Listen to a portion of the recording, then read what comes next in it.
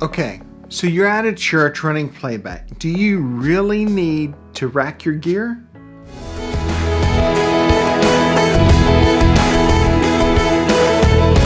Hi, I'm Rob Sharp with Geared for Worship, helping worship ministries be more efficient to be more effective.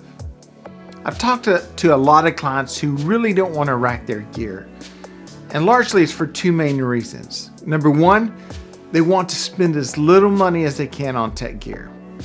And likewise, they want to spend as little time as they can on gear. Totally understandable. And hey, I'm not going to be judgmental here. I get it. And let's face it, as men and women in worship ministry, there are usually two or three things that drive us in what we do. Our love for God, our love of people, and our love of music. So we would rather be invested in those passions than tech. And again, it's totally understandable.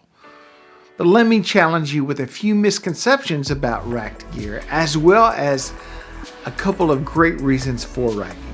So let's start with the latter.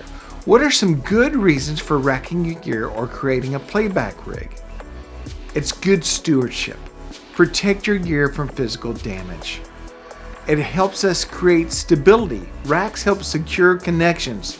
No more accidental pullouts. It enables flexibility. If you've selected the right rack, moving your setup is a breeze. Moving it around stage gives you great flexibility. Now let's talk about some myths. It's too expensive. While there is a cost, it's often not near as much as you think. So just do the research. Dig in, see what you need, and make a plan. The next thing is, I don't have the skills. I can't solder. Well, I'm horrible at this myself, and I have bought quite a few playback rigs or built out quite a few playback rigs that were solderless, at least on my part. I'm not organized enough. That's another common excuse.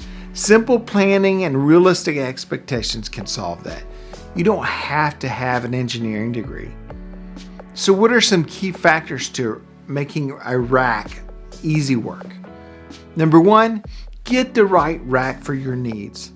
Although a more permanent install type, like made out of wood that you put together yourself, they may be cheaper but are often harder to move around. So if you want portability, search for fly rigs that have wheels, such as the SKB. They have a great series called the Fly Rig series with 2U and 4U options. Number two, think through what you need thoroughly. The options are endless, but I put these four things in all of my racks.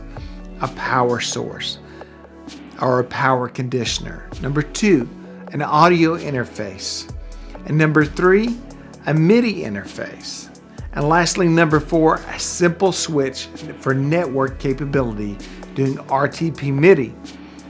Number three, have some good suppliers. Two I wholeheartedly recommend are Sweetwater for the stock off-the-shelf stuff. For more specific tools, adapters, cables, and rack panels, my friends in Nashville at Savant Playback are incredible. They are great at coming up with creative solutions for making rack building much easier.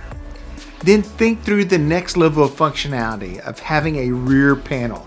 This is not essential for a church situation, but I can tell you this: tracking down connections, troubleshooting, last minute changes are so much easier.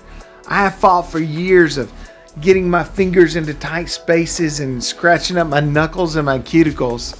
And now that I have gone to rack panels, at least from my own rigs, I will never go back. And lastly, let's address realistic expectations. I've seen some incredible rigs that are immaculate. The cable work is just simply a work of art. And if you have to have that, you can spend the time or you can pay to have it done. However, in most cases, here's what I recommend. Make sure that you're organized, have plenty of tools such as electrical tape, zip ties, and Velcro handy. Have some system of cable management. and most importantly, it needs to be functional. So let me challenge you, rack that gear. It's a couple of hours of work for endless hours of consistency, ease of use, and uneventful playback use, and more options to move around your entire set or stage without the playback rig being your limiting factor. I hope this has been helpful for you and has focused you on the long game of protecting your gear. If this has been helpful, would you consider hitting the like, subscribe, and activate notifications for more tips to help you be more efficient to be more effective.